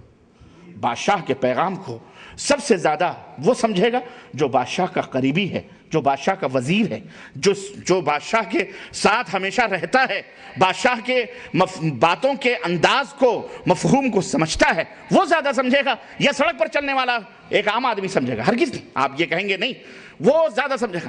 بینی یہی مثال قرآن کریم کی ہے۔ قرآن کریم کو سمجھنے کے لیے ہمیں مدینے والے کا مزاج لینا پڑے گا، قرآن کریم کو سمجھنے کے لیے ہمیں محمد الرسول اللہ صلی اللہ علیہ وسلم کی تشریح کی ضرورت پڑے گی، در یتیم کو دیکھنا پڑے گا۔ ہر ایرو گیرو نتو خیرو جمن سبراتی دعویٰ کرے میں قرآن کو سمجھوں گا، میں ہی مطلب نکالوں گا، جنہیں الف کلام لٹھا بھی نہیں معلوم ہے۔ یہ 2 دن کا مولوی، یہ کب کا آیا؟ یہ پرویز احمد، یہ گورنمنٹ کی نوکری کرتا تھا، مودودی کی کتابیں پڑھ کر کے، اور پھر اسلم جیراج پوری کے ایک فراہی جو ہے کیا کہتے ہیں افکار سے متاثر ہو کر کے، اور پھر جا کر کے یہ چند کتابیں گورنمنٹ کی نوکری پڑھتے تناسانی کے لیے انہوں نے دین کی خود ہی تعبیرات شروع کر دی۔ نہیں، اسلام بازیچے اطفال نہیں ہے، اسلام ایک ابدی پیغام ہے اللہ عز و جل کا، جو مالک الملک ہے، اس کے اس پیغام کو سمجھنے کے لیے ہمیں حضرت محمد الرسول اللہ صلی اللہ علیہ وسلم کا محتاج ہونا پڑے گا، اور یہی منصب نبوت ہے۔ میرے عزیزو، قرآن کریم کے حوالے سے چند ایک باتیں میں آپ کی خدمت میں رکھوں، قرآن کے حوالے سے، کہ نبی کا مقام، نبی کون ہے اور نبی کیا ہے۔ قل یا ایھا الناس انی رسول اللہ الیکم جمیعا، اے میرے حبیب، اور تو گھٹائے سے کسی کے گھٹا ہے نہ گھٹے، جب بڑھائے تجھے دو عالم کا اللہ، جب بڑھائے تو اس کسی کے گھٹانے سے گھٹتا ہے؟ ہمارے نبی کے منصب کو مٹانے والے، ہمارے نبی کو منصب سے گرانے والے، ہمارے نبی کی شان میں گستاخیاں کرنے والے ذلیل و رسوا ہو جائیں گے، اور ہو رہے ہیں، لیکن اللہ کے حبیب کا مقام نہ کبھی گھٹا ہے اور نہ کبھی گھٹے گا۔ دنیا کے چہارداغ عالم میں جہاں کہیں بھی اشہد ان لا الہ الا اللہ کی صدائیں گونجیں گی، محمد الرسول اللہ، اشہد ان محمد الرسول اللہ ساتھ چلیں گے انشاءاللہ تبارک تعالیٰ۔ اللہ نے اپنے نبی کے بارے میں فرمایا، قل یا ایھا الناس انی رسول اللہ الیکم جمیعا، اے میرے حبیب آپ دنیا والوں میں اعلان کر دو کہ میں کسی قبیلے یا کسی عرب کی بستی یا صرف کی حجاز یا کسی نجد یا کسی شام یا ترکی کے لیے نبی بنا کر کے نہیں بھیجا گیا۔ یا ایھا الناس، یا ایھا الناس، اے ساری کائنات کے لوگوں، جہاں کہیں بھی انسانیت رہتی اور بستی ہے، اور جہاں کہیں بھی زیرو ہے، میں ساری کائنات کے لیے رسول بنا کر کے بھیجا گیا ہوں، میں ساری کائنات کے لیے پیغمبر بنا کر کے بھیجا گیا ہوں میرے عزیزو۔ اور قرآن کی شرح کرنا یہ رسول کا منصب ہے، رسول کے اوپر فرض ہے۔ اللہ رب العزت نے قرآن کریم کے اندر اسی لیے ارشاد فرمایا، کتاب انزلناہ الیک، اے میرے حبیب ہم آپ کو ایک کتاب دے رہے ہیں، ہم آپ کو ایک کتاب دے رہے ہیں۔ کیا دے رہے ہیں؟ کتاب دے رہے ہیں۔ کیوں؟ لِتُخْرِجَ النَّاسِ، اخرج یخرج اخراج۔ ان عجمی گونگے ملاؤں سے پوچھو، منکرین حدیث سے، تمہیں عربی دانی کے اوپر بڑا ناز ہے، قرآن سے محبت ہے، آؤ قرآن اپنے نبی کا مقام اور منصب بتلا رہا۔ منصب سمجھتے ہو؟ ذمہ داری۔ نبی کی ذمہ داری کیا ہے؟ نبی صرف قرآن پڑھ کر کے سنانے کے لیے نہیں آیا، وہ میں بتاؤں گا ابھی انشاءاللہ تعالی، بلکہ نبی کی ذمہ داری یہ بھی ہے، لِتُخْرِجَ النَّاسَ مِنَ الظُّلُمَاتِ إِلَى النُّورِ، کہ آپ لوگوں کو تاریکی سے روشنی کی طرف لائیں، آپ کی ذمہ داری ہے۔ یہ میرے حبیب کا منصب ہے، یہ ہمارے نبی کا مقام ہے کہ لوگ تاریکیوں میں بھٹک رہے ہوں، ظلم اور ذاتیوں کے چکیوں میں پس رہے ہوں، نبی کا منصب یہ ہے کہ انہیں ان سے نکال کر روشنی کی طرف لائیں، امن و شانتی کی طرف لائیں، کشائش کی طرف لائیں، سکون اور اطمینان کی طرف لائیں۔ یہ کتاب ہم نے تیری طرف اسی لیے بھیجی ہے کہ آپ لوگوں کو اندھیروں سے نکال کر روشنی کی طرف لائیں، قرآن کو پڑھنا، قرآن کو پڑھانا، قرآن کو سمجھانا، قرآن کی شرح کرنا، قرآن کی وضاحت کرنا، قرآن کی باریکیوں کو بتلانا، یہ سب ہمارے نبی حضرت محمد الرسول اللہ صلی اللہ علیہ وسلم کا منصب رہا ہے اور منصب تھا۔ اللہ رب العزت نے فرمایا قرآن کریم کے اندر قُلْ نَهْبِطُوا مِنْهَا جَمِيعًا فَإِمَّا يَأْتِيَنَّكُم مِّنِّي هُدًى فَمَن تَبِعَ هُدَايَ فَلَا خَوْفٌ عَلَيْهِمْ وَلَا هُمْ يَحْزَنُونَ کہ جاؤ دنیا کے اندر، آدم کو کہا، حوا کو کہا جاؤ دنیا کے اندر، ہماری ہدایت آئے گی تمہارے پاس، تو جو آدمی اس ہدایت کی پابندی کرے گا، اس ہدایت کی اتباع کرے گا، اس کو نہ کوئی خوف ہوگا نہ کوئی غم ہوگا۔ امام ابو العالیہ عظیم مفسر قرآن ہے، وہ کہتے ہیں الہدا الانبیاء والرسل والبینات والبیان۔ الہدا جو اللہ رب العزت نے فرمایا فمن تبع ہدایا، میری ہدایت کی جو پیروی کرے گا، اتباع کرے گا، امام ابو العالیہ فرماتے ہیں کہ یہ ہدایت انبیاء اور رسل ہیں۔ انبیاء اور رسل یہ منبع ہدایت اور سرچشمہ ہیں۔ امام حسن کہتے ہیں البصری رحمہ اللہ الہدا القرآن۔ ابن کثیر رحمۃ اللہ علیہ نے اس قول کو نوٹ کیا ہے کہ ہدا یہ قرآن ہے، اور امام مقاتل ابن حیان کہتے ہیں الہدا ہوا محمد صلی اللہ علیہ وسلم۔ الہدا سراپا حضرت محمد الرسول اللہ صلی اللہ علیہ وسلم سراپا ہدا ہیں۔ اللہ رب العزت نے فرمایا وَمَا أَرْسَلْنَا مِن رَسُولٍ إِلَّا لِيُطَاعَ بِإِذْنِ اللَّهِ۔ سنو نبی کا مقام یہ ہے کہ ہم نے جتنے بھی رسول بھیجے ہیں سب کو اس لیے بھیجا ہے تاکہ ان کی اطاعت کی جائے، ان کی پیروی کی جائے بِإِذْنِ اللَّهِ، اللہ کے حکم سے، یہ اللہ کا حکم ہے۔ چنانچہ ایک جگہ اور اللہ رب العزت نے فرمایا وَمَا مُحَمَّدٌ إِلَّا رَسُولٌ قد خلت من قبلہ الرسل، ہمارے نبی محمد صلی اللہ علیہ وسلم بھی ایک رسول ہیں، ان سے پہلے بھی بہت سارے رسول گزر چکے ہیں۔ اللہ رب العزت نے ایک اور فرمایا وَمَا أَرْسَلْنَاكَ إِلَّا كَافَّةً لِلنَّاسِ، اے میرے حبیب ہم نے تو آپ کو ساری کائنات کے لوگوں کے لیے پیدا کیا ہے، بشیراً خوشخبری سنانے والا، وَنَذِيرًا جہنم سے ڈرانے والا، وَلَكِنَّ أَكْثَرَ النَّاسِ لَا يَعْلَمُونَ، لیکن بہت سارے لوگ اس حقیقت کو نہیں جانتے ہیں۔ ہمارے بر صغیر کے یہ منکرین حدیث بھی اس حقیقت کو نہیں جانتے۔ اللہ تعالیٰ انہیں ہدایت عطا فرمائے۔ میرے عزیزو، قرآن کریم میں اللہ رب العزت نے منصب نبوت بتلایا اور ہمارے اوپر ذمہ داری دی۔ کس کے اوپر؟ نبی کے ماننے والوں کو، کلمہ پڑھنے والوں کو۔ یہ زیادہ تفصیل میں جانے کی بھی ضرورت نہیں، اس موضوع پر سنتے رہتے ہیں۔ نبی کی اتباع کرو، نبی کی پیروی کرو۔ ایک دو باتیں میں آپ کو بتا کر ایک دو آیتیں آگے بڑھتا ہوں اور دعوت دیتا ہوں ان منکرین حدیث کو، منکرین قرآن کو، کہ اگر واقعی تمہیں قرآن سے محبت ہے تو قرآن کی یہ آیتیں آخر تمہاری سمجھ میں کیوں نہیں آتی؟ کیوں تم اس کی کیا تعویل کر سکتے ہو؟ اس کا کیا مطلب امت کے سامنے بیان کر سکتے ہو؟ کیا مفہوم لے سکتے ہو تم اس کا؟ اللہ فرماتا ہے وَأَطِيعُوا اللَّهَ وَرَسُولَهُ وَأَطِيعُوا اللَّهَ وَرَسُولَهُ إِن كُنتُم مُؤْمِنِينَ سورہ الانفال آیت نمبر 1 کہ اللہ کی اطاعت کرو اور اس کے رسول کی اطاعت کرو۔ ان کنتم مومنین، اگر تم مومن ہو، اطاعت اللہ کی اور اطاعت رسول اللہ صلی اللہ علیہ وسلم کی۔ اللہ رب العزت نے فرمایا وَأَطِيعُوا اللَّهَ وَأَطِيعُوا الرَّسُولَ، اگر صرف قرآن ہی ماننا تھا، اللہ کے کلام ہی کو ماننا تھا اور اللہ ہی کے کلام میں سب کچھ ہے، تو پھر وَأَطِيعُوا الرَّسُولَ کہنے کی کیا ضرورت تھی؟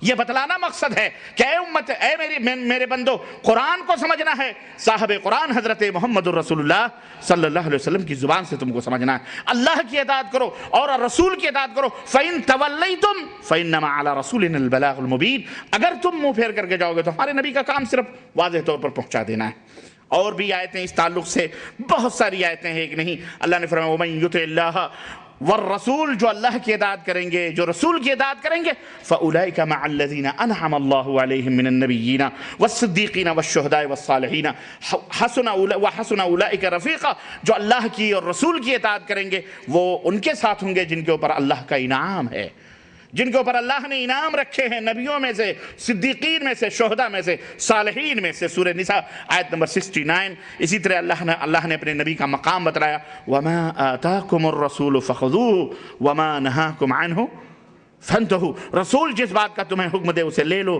اور جس بات سے تمہیں روکیں اس سے رک جاؤ۔ لَقَدْ كَانَ لَكُمْ فِي رَسُولِ اللَّهِ أُسْوَةٌ حَسَنَةٌ، تمہارے لیے رسول بہترین زندگی، تمہارے لیے نبی کی زندگی میں بہترین نمونہ ہے، نبی کریم صلی اللہ علیہ وسلم تمہارے لیے بہترین نمونہ ہے۔ اور اللہ نے فرمایا قُلْ إِن كُنتُمْ تُحِبُّونَ اللَّهَ فَاتَّبِعُونِي، اگر تمہیں اللہ سے محبت ہے تو میرے نبی کہہ دو ان کو کہ میری اتباع کرو، میری پیروی کرو، میری اطاعت کرو، میری فرمانبرداری کرو۔ युहब्बिबकुमुल्लाह, अल्लाह के महबूब बंदे बन जाओगे। और इस ताल्लुक़ से बहुत सारी आयतें मौजूद हैं मेरे अजीज़ों, मेरे दोस्तों। मैं उन तमाम तफसीलात में जाते हुए, कुरान करीम में इत्तिबाए रसूल का हुक्म दिया गया है, अल्लाह के नबी के पीछे चलने का हुक्म दिया गया है, अल्लाह के रसूल की बातों को मानने का हुक्म दिया गया है। एक नहीं बल्कि पूरा कुरान इसके ऊपर शाहिद है। अल्लाह का ये फरमान है, नबी के जो फरमान हैं वो अपनी जगह हैं, ये सिर्फ कुरान का फैसला है कि अल्लाह के रसूल सल्लल्लाहु अलैहि वसल्लम। आइए एक बात मैं आपको बताता चलूं कि अल्लाह रब्बुल इज़्ज़त ने एक जगह कुरान करीम में जिम्मेदारी नबी की बतलाई। जैसा कि आजकल लोग कहते हैं कि नबी की जिम्मेदारी यह है कि नबी की बातों, अल्लाह की बातों को पहुंचा दिया जाए, बस यही नबी की जिम्मेदारी है। और कुरान ही से हमें समझना है, कुरान ही को हमको लेना है और कुरान ही सब कुछ हमारे लिए है। अहादीस शुकूक पेश किए जाते हैं कि जी हाँ, अहादीस में ज़ईफ़ भी हैं, मौजू भी हैं, हसन भी हैं, मकबूल भी हैं, गढ़ी हुई रिवायतें भी हैं, लोगों ने अपनी अपनी तरफ से। इसलिए हदीस का मजमुआ जो है यकीनी नहीं है, ज़न्नी है, और इसलिए इसको हम सरचश्मा नहीं बना सकते या हम इसे हिदायत का वो नहीं बना सकते। इस तरह के शुकूक और शुबहात पेश करके कहते हैं बस कुरान चूंकि अल्लाह की कलाम है और इसके अंदर सारी चीज़ें मौजूद हैं, अल्लाह का फैसला है और हर एक आदमी के लिए कुरान मौजूद है, इसलिए इसको हम इसी हिसाब से, हर आदमी की समझ में आने वाली बात है, इसलिए हम इसको समझें। इस तरह के शुकूक पेश करके हुए अल्लाह को, अल्लाह के नबी सल्लल्लाहु अलैहि वसल्लम को बिल्कुल और उनकी बातों को बाइकाट करते।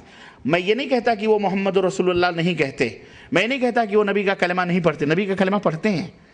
नबी का कलमा तो कादियानी भी पढ़ता है, बोहरी भी पढ़ता है, खोजी भी पढ़ता है, इस्माइली भी पढ़ता है, रावजी भी पढ़ता है, शिया भी पढ़ता है। पढ़ते कि नहीं पढ़ते? सारे नबी का कलमा पढ़ते। मैंने कहा पहले शुरू में, अकीदत व मोहब्बत की छाँव में ये तमाम सब काम होते हैं। वाज़ेह तौर पर अगर कह दे तो आपको तो सीधे कह देंगे भाई ये काफिर है, लेकिन नहीं, कुछ लाग लपेट कर, कुछ इस तरह की मुलम्मा साजियाँ करके लोगों के दरमियान आकर के उम्मत को गुमराह करते हैं। ये समझने की ज़रूरत है इसको। अल्लाह रब्बुल इज़्ज़त ने कुरान करीम में इरशाद फरमाया, लक़द मन्ना अल्लाहु अलल मुअमिनीना इज़ बअस फ़ीहिम रसूलन मिन अनफुसिहिम। ये अल्लाह का बहुत बड़ा एहसान है मोमिनों पर कि अल्लाह ने उन्हीं मोमिनों में से एक रसूल को भेजा, एक रसूल भेजा उन्हीं मोमिनों में से। उस रसूल की जिम्मेदारी क्या है? यतलू अलैहिम आयाती, वो रसूल उनके ऊपर अल्लाह की आयतों की तिलावत करता है। बात खत्म हो गई। यतलू अलैहिम आयाती, अल्लाह ने जो कुरान दिया उस कुरान की आयतों को पढ़ पढ़ करके वो रसूल क्या करता है? सिखाता है, तिलावत करता है। लेकिन बात यहीं खत्म नहीं कर रहा अल्लाह रब्बुल इज़्ज़त। अल्लाह आगे इरशाद फरमाता है, वयुज़क्कीहिम, वो रसूल उनका तज़किया भी फरमाता है, यानी उन्हें, उनके दिलों को, उनके दिमागों को शिर्क और कुफ्र और दीगर तमाम रूहानी और जिस्मानी गलाजतों से पाको साफ करता है। वयुज़क्कीहिम वयुअल्लिमुहुमुल किताब वल हिकमा, और उन्हें तालीम देता है किताब की, कुरान करीम की, वल हिकमा, और हिकमत की, हिकमत और दानाई की तालीम देता है। मुफस्सिरीन कहते हैं अल हिकमा ये अल हदीस नबी करीम सल्लल्लाहु अलैहि वसल्लम के फरमुदात है। व इन कानू मिन क़ब्ल लफ़ी ज़लालिम मुबीन, जबकि ये लोग इससे पहले खुली हुई गुमराहियों के अंदर थे।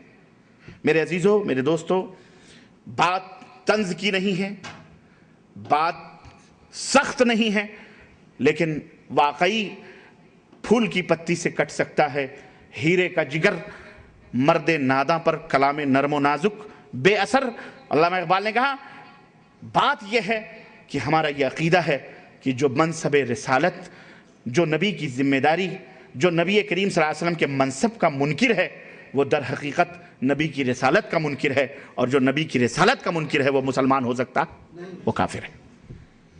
तंज नहीं है ये, सख्त जरूर लगेगी ये बात, लेकिन हकाइक है ये कि जो नबी के मनसब को न तस्लीम करे, नबी की जिम्मेदारियों का जो इनकार करे, वो मोमिन हो सकता, वो नबी की रिसालत का मुनकिर है। और नबी की रिसालत का मुनकिर वो कुरान नहीं, कुरान अपने सरों के ऊपर लेकर के चले, लेकिन वो खवारिज के जैसे कि कलिमतु हक़्क़िन उरीदा बिहल बातिल, इनकी तारीफात कुरान से मोहब्बत शगफ हक है, लेकिन बातिल इनके दिलों के अंदर छुपा हुआ है। ये इससे नबी की अहादीस की तज़हीक और तहक़ीर और नबी के अहादीस को डायनामेंट करना चाहते हैं, मिटाना चाहते हैं, इसलिए ये मुसलमान हो सकते।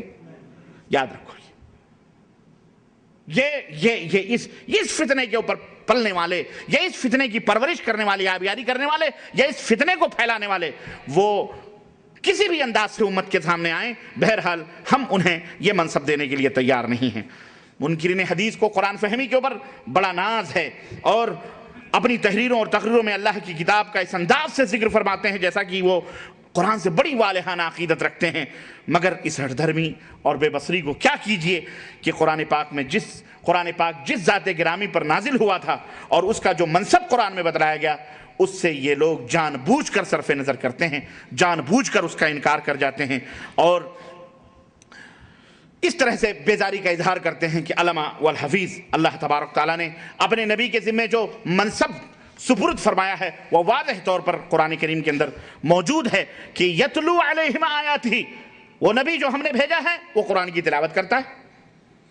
بات ختم ہو چکی تھی، اللہ کو یہیں سٹاپ کرنا تھا کہ اے نبی تیری ذمہ داری یہ ہے کہ جو قرآن میں نے بھیجا ہے اس قرآن کی تلاوت کرو بس، لیکن پورا قرآن پڑھ جائیے آپ، کہیں بھی آپ یہ نہیں پا سکتے کہ اللہ کے نبی نے صرف قرآن پڑھ کے تلاوت کی ہو، بلکہ جہاں کہیں بھی صحابہ کرام کو ضرورت بھی پڑی اور اس کے معنی اور مفہوم کو سمجھانے کی ضرورت پڑی تو نبی نے اپنی زبان سے اس کی تشریح بھی کی ہے۔ اللہ رب العزت نے یہ ذمہ داری سونپی تھی ان اندھوں کو اور ان کج کھوپڑی والوں کو بتلاؤ کہ اللہ نے صرف یہی نہیں فرمایا یتلو علیہم آیاتہ، چلو قرآن کہتا ہے وَيُزَكِّيهِمْ، ان کا تزکیہ بھی فرماتا ہے۔ تزکیہ کے جو کلمات ہیں، تزکیہ صفائی کے ستھرائی کے جو الفاظ ہیں، مجھے قرآن میں بتلاؤ کہ کہاں لکھے ہوئے ہیں، وہ کہاں ملیں گے، وہ کہاں ہیں؟ نبی نے اپنی زبان سے جو بیان فرمائے، اللہ رب العزت نے قرآن کریم کے اندر جب شرک کے قرآن کے اندر آیت کریمہ نازل فرمائی اور ارشاد فرمایا کہ ان الذین آمنوا ولم یلبسوا ایمانہم بظلم، کہ یقیناً جو لوگ ایمان لائے اور انہوں نے اپنے ایمان کو ظلم سے نہیں ملایا، اولئک لہم الامن وہم مہتدون، وہی لوگ امن میں ہیں اور وہی لوگ ہدایت یافتہ ہیں۔ صحابہ کرام رضوان اللہ علیہم اجمعین آئے اور انہوں نے کہا اللہ کے نبی اینا لا یظلم منا، اللہ کے حبیب ہم میں کون ہے جو ظلم نہیں کرتا؟ اللہ کے رسول صلی اللہ علیہ وسلم نے فرمایا میرے صحابہ، اس ظلم سے وہ ظلم مراد نہیں ہے جو تم سمجھ رہے ہو کہ ایک دوسرے کو تماچا مار دیا یا کسی کے ساتھ کچھ زیادتی کر دی، یہ ظلم مراد نہیں ہے، بلکہ کیا تم نے قرآن میں نہیں پڑھا ان الشرک لظلم عظیم، شرک بہت بڑا ظلم ہے۔ یہ ظلم جس سے صحابہ نے سمجھا، اس سے پتہ چلا کہ عربی دانی ہی سمجھنے کے لیے کافی نہیں ہے، قرآن کو سمجھنے کے لیے صرف عربی زبان جاننا ضروری کافی نہیں ہے۔ صحابہ کرام سب سے بڑے فصیح اور بلیغ عرب کے شہسوار تھے، وہ زبان کے مالک تھے، لیکن وہ بھی اس مفہوم کو نہ سمجھ سکے، اس مفہوم کو سمجھایا حضرت محمد الرسول اللہ صلی اللہ علیہ وسلم۔ فرمایا کہ اس ظلم سے وہ ظلم مراد نہیں، بلکہ اس ظلم سے وہ ظلم مراد ہے جس میں اللہ نے فرمایا ان الشرک لظلم عظیم۔ مجھے بتاؤ یہ اقوال جو ہیں اللہ کے نبی کے کہاں قرآن کے اندر موجود ہیں؟ لیکن آج ظلم سے مراد اگر یہی سمجھا جائے تو پھر کتنا بڑا ذخیرہ اور کتنا بڑا نبی کریم صلی اللہ علیہ وسلم کی کتنی بڑی بات سمجھیے ختم ہو رہی۔ اللہ کے نبی نے جو تفسیر کی، جو صاحب قرآن جس کے اوپر قرآن نازل ہوا، وہ قرآن کو زیادہ سمجھے گا کہ یہ 14 صدی کے ملا نے آج قرآن کو سمجھے گا؟ بتائیں ہمیں میرے عزیزو، منہج ہے یہ منہج ہم اہل السنہ والجماعہ کا یہ ہے کہ اس کو سمجھو، سب قرآن پیش کرتے ہیں، اختلافات جب ہوتے ہیں ہر فرقے، یہ جو فرقے اور جماعتیں بنے ہوئے ہیں ان کی وجوہات میں سے ایک سب سے بڑی بنیادی وجہ یہی ہے، ہر فرقے ہر جماعت قرآن اور حدیث پیش کرتے ہیں۔ شیعہ بھی قرآن پیش کرتے ہیں، حضرت عمر کو کافر کہنے کے لیے شیعہ قرآن سے دلیل پیش کرتے ہیں، اور میں دلیل پیش کروں آپ دانتوں تلے انگلی دبائیں گے کہ قرآن سے انہوں نے پیش کیا ہے اور حدیث سے پیش کیا ہے۔ نعوذ باللہ، خاکم بدہن ان کے بارے میں جو عقیدہ رکھے وہ خود کافر ہے، جو حضرت عمر کو کافر سمجھے وہ خود کافر ہے، اس کے کفر میں جو شک کرے وہ بھی کافر ہے۔ خیر، قرآن حدیث سے قبر پرست بھی قرآن و حدیث پیش کرتے ہیں، ہر فرقے ہر جماعت کا آدمی اپنے اپنے منہج اپنے اپنے اس کے لیے قرآن و حدیث پیش کرتا ہے، لیکن کیا سب کی باتیں صحیح ہیں؟ پھر قرآن و حدیث پیش کرتے ہیں، پھر آپ کے اوپر کون سے سرخاب کے پر لگے ہیں؟ کیا آپ لگیں کہ آپ کی بات سچی ہے اور آپ سب کی باتوں کو جھوٹی کہہ دیتے ہیں؟ ہاں، وہ سرخاب کے پر ہیں، وہ سرخاب کا پر کیا ہے وہ سمجھنے کی ضرورت ہے۔ قرآن اور حدیث دلائل میں پیش کر دینا ہی کافی نہیں ہے، قرآن اور حدیث کو اس طرح سے پیش کرنا جس طرح صاحب قرآن نے پیش کیا ہے اور جس طرح صاحب قرآن کے شاگردان رشید اصحاب کرام نے پیش کیا ہے، اس طرح پیش کرنا یہ در حقیقت کمال ہے۔ قرآن اور احادیث کو اس طرح سمجھو، قرآن کو جس طرح محمد الرسول اللہ صلی اللہ علیہ وسلم نے سمجھا اور اپنے شاگردوں صحابہ کرام رضوان اللہ علیہم اجمعین کو سمجھا اور صحابہ نے اپنے شاگردوں کو سمجھایا، یہ ہمارا منہج ہے، یہ ہمارا طریقہ ہے، یہ ہمارا راستہ ہے کہ اے امت کے لوگوں تمہیں بھی قرآن اور حدیث اسی طرح سمجھنا پڑے گا۔ جو لوگ اس ڈھرے سے سمجھیں گے وہ راہ ہدایت پہ ہوں گے، جہاں انہوں نے قیل قال نکالے فلاں فلاں فلاں فلاں وہاں گئے وہ کام سے۔ بات سمجھ میں آئے گی نہیں آئی؟ یہ منہج ہے، یہ راستہ ہے، یہاں جا کر کے لوگ بھٹکے ہوئے ہیں۔ مثال کے طور پر آپ کو میں بتاؤں ایک چھوٹی سی مثال، مزار بنانے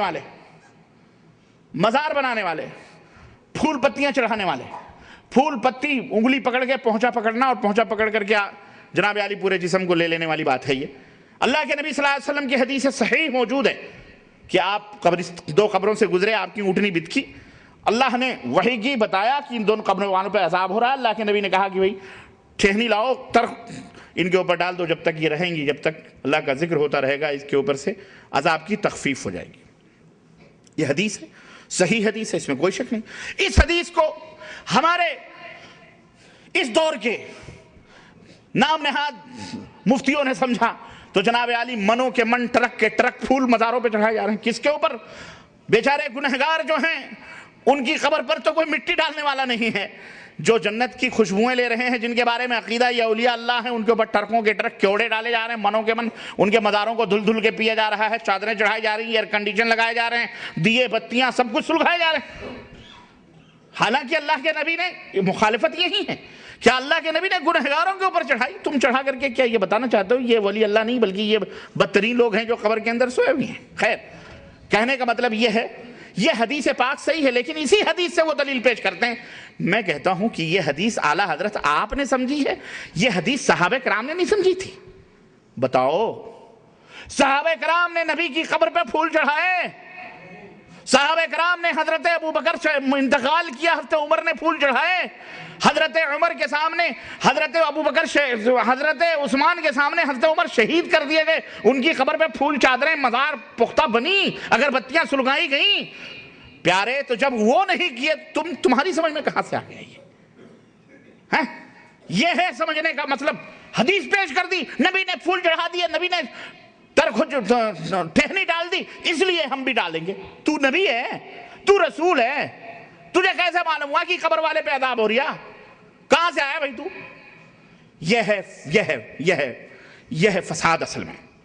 ہم اہل السنہ والحدیث یہ عقیدہ رکھتے ہیں کہ قرآن اور حدیث کو اس طرح سمجھو جس طرح حضرت محمد الرسول اللہ صلی اللہ علیہ وسلم نے اور صحابہ نے سمجھا اور سمجھایا، اور صحابہ نے اپنے شاگردوں، یہ بین ہی یہی ہے۔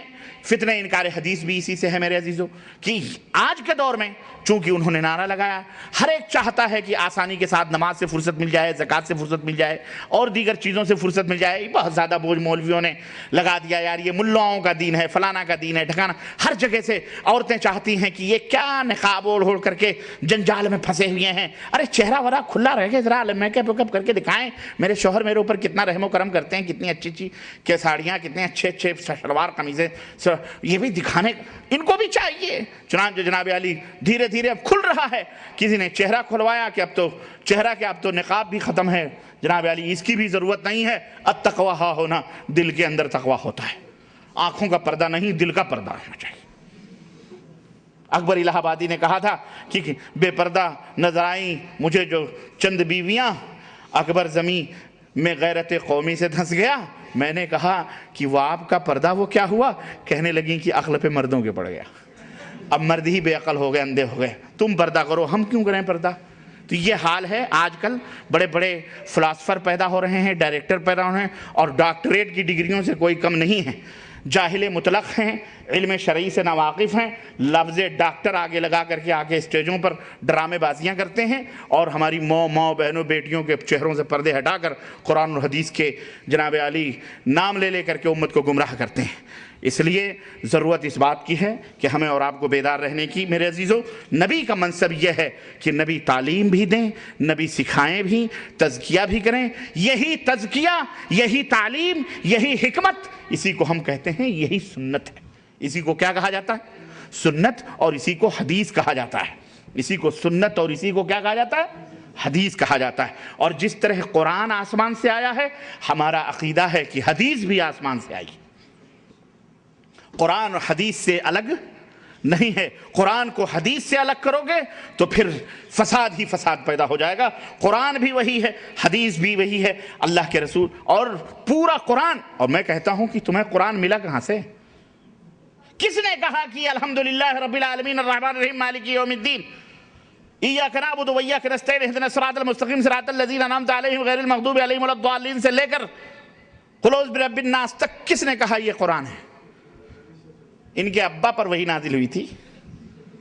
جبریل آ کے بتا کے گئے تھے پیٹ میں کہ تو پیدا ہونا تو بس قرآن موجود ہے. کس نے بتایا یہ قرآن ہے؟ کس نے بتایا؟ ہمارے اور آپ کے نبی حضرت محمد الرسول اللہ صلی اللہ علیہ وسلم نے فرمایا کہ یہ قرآن ہے. انی اوتیت القرآن، مجھے قرآن دیا گیا. مجھے کیا دیا گیا؟ اللہ اکبر. نبی نے بتلا تو جو نبی نے بتلایا وہ حدیث ہے.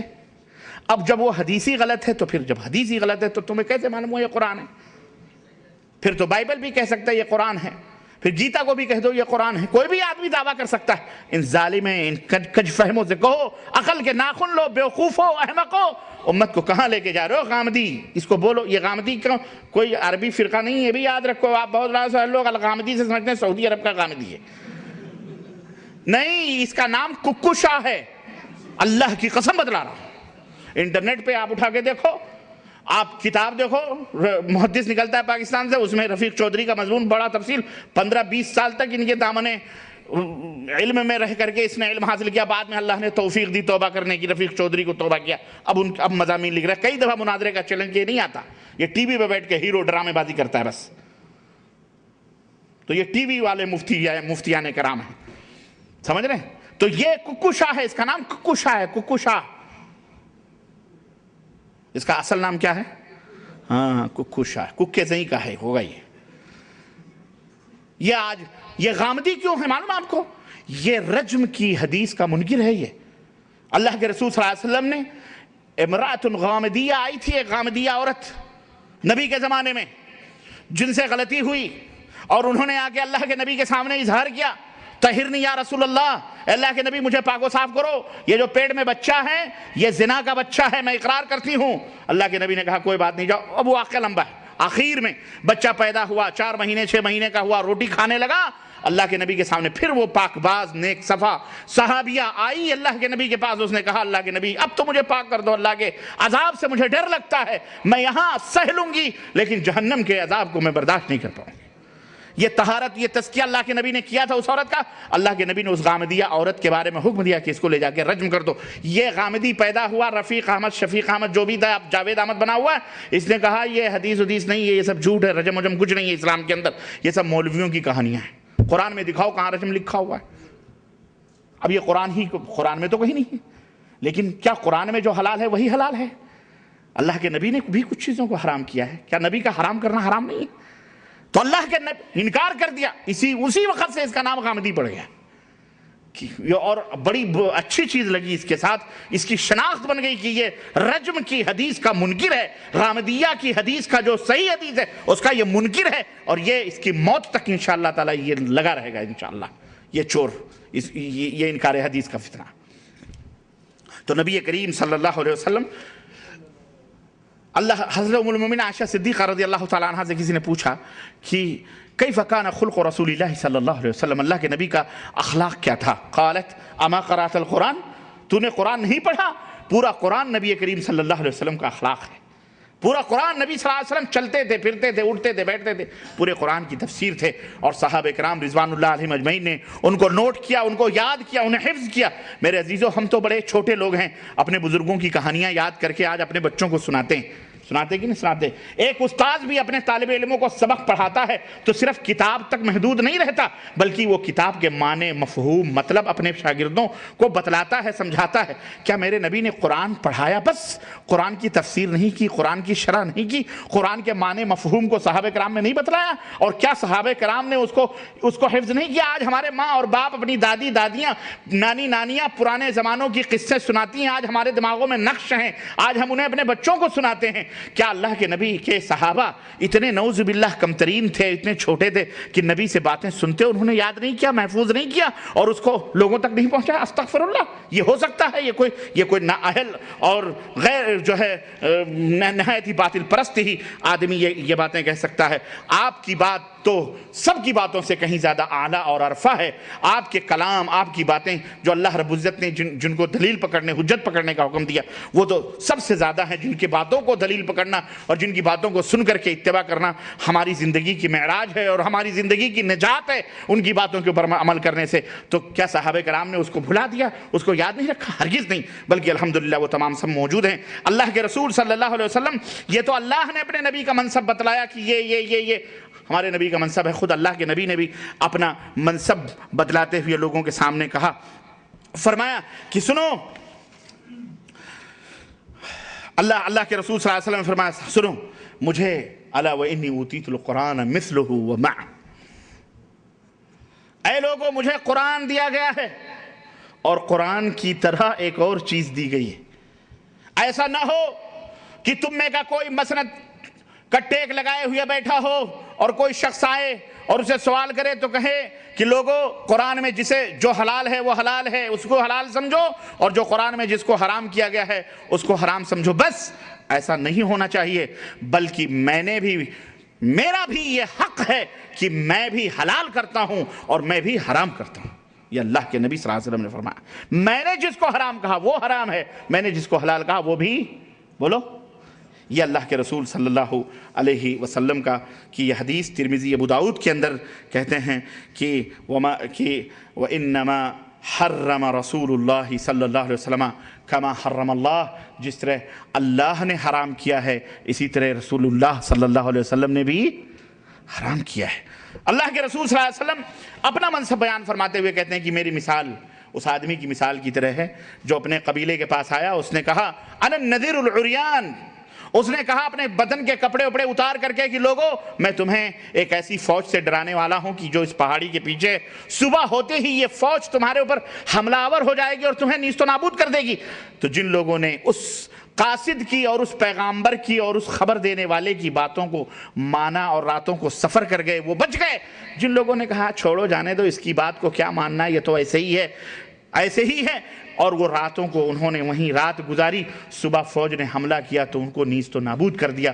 میری مثال اسی آدمی کی طرح ہے۔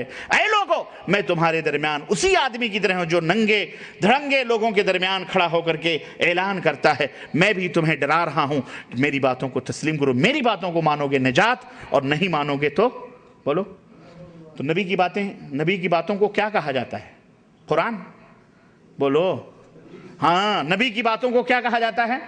حدیث۔ اور منکرین حدیث کہتے ہیں کہ ہم حدیث تو عجمی سازشوں کا شکار ہو گئی، حدیث تو یہ ہو گئی، حدیث کو پر بہت ساری چیزیں ہیں، میں ان تفصیلات میں نہیں جانا چاہتا۔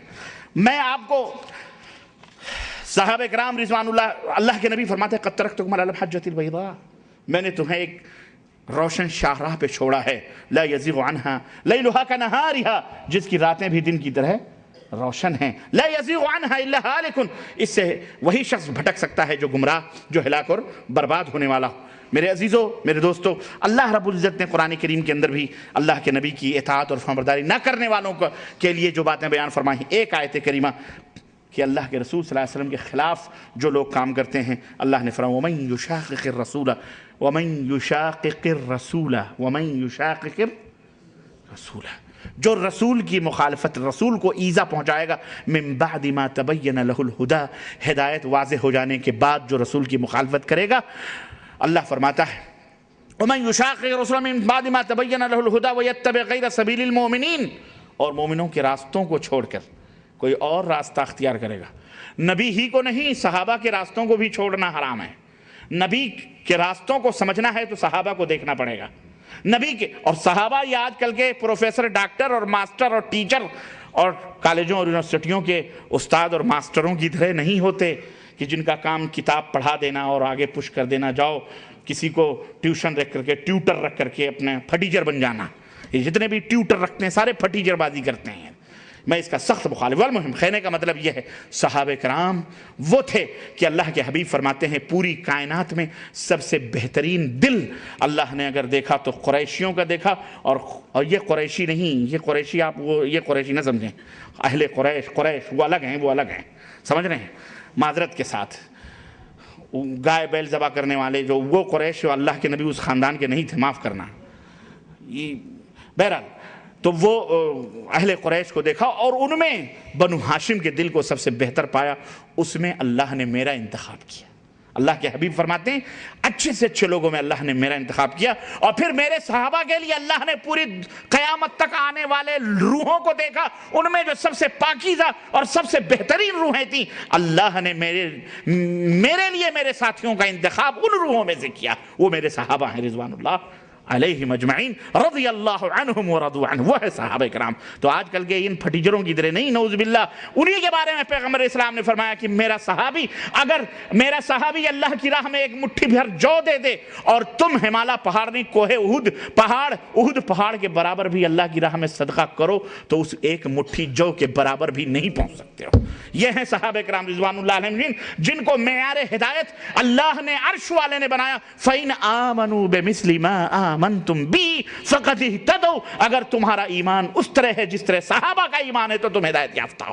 نبی ہی نہیں، صحابہ یہ وہ پاکیزہ روحیں ہیں، یہ وہ مقدس گروہ اور جماعت تھی جن کے دلوں پر اللہ نے جنہیں شاگردی کے لیے پیغمبر اسلام حضرت محمد الرسول اللہ صلی اللہ علیہ وسلم کی صحبت کے لیے منتخب کیا تھا۔ یہ کوئی معمولی لوگ نہ تھے، یہ کوئی معمولی لوگ نہ تھے۔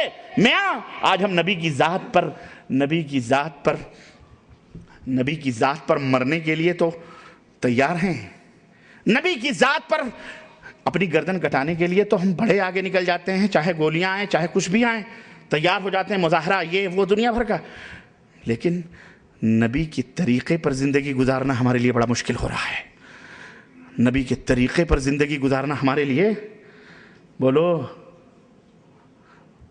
اپنے اپنے گریبانوں میں منہ ڈال کر کے دیکھو، اہل حدیث کہتے ہو نا اپنے آپ کو، سوچو تم کہاں تک حدیث اور قرآن کے اوپر عمل کرنے والے ہو۔ کمال یہ نہیں ہے صحابہ کرام نے نبی کے ابرو پر اشاروں پر اپنی گردنیں کٹائیں، لیکن نبی کی سنتوں کے لیے بھی انہوں نے اپنے آپ کو بھی نہیں بخشا ہے، اپنے آپ کو بھی نہیں بخشا ہے۔ عبداللہ ابن عمر کا بیٹا کہا، عبداللہ ابن عمر نے کہ اللہ کے رسول نے عورتوں کو مسجد میں جانے سے نہیں روکا۔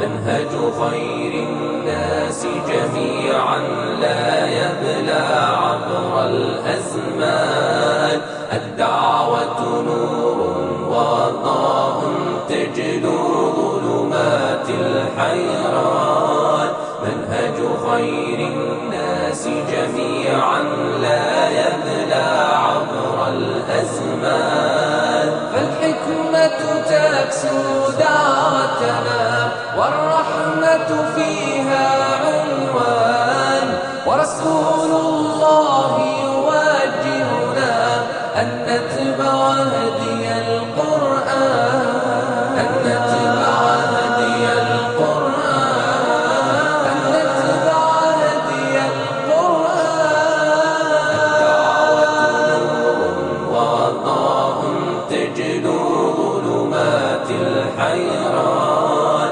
منهج خير الناس جميعا لا يبلى عبر الأزمان.